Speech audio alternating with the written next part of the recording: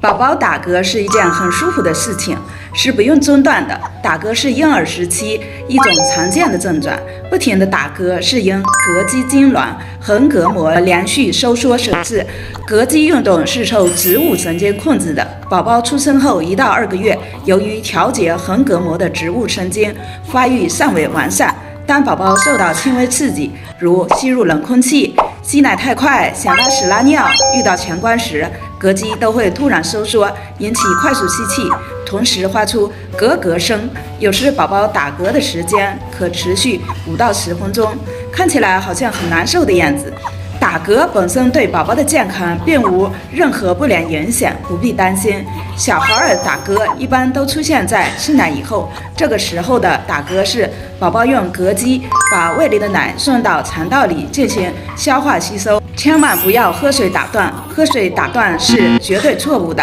大人看着他觉得很难受，实际上是宝宝在消化。细心一点，你就会发现，吃完奶以后打嗝是不吐奶的，然后就利用膈肌把胃里头的液体顺到小肠里去，顺完了马上就停止打嗝。如果长时间的打断，就会造成宝宝的消化不良。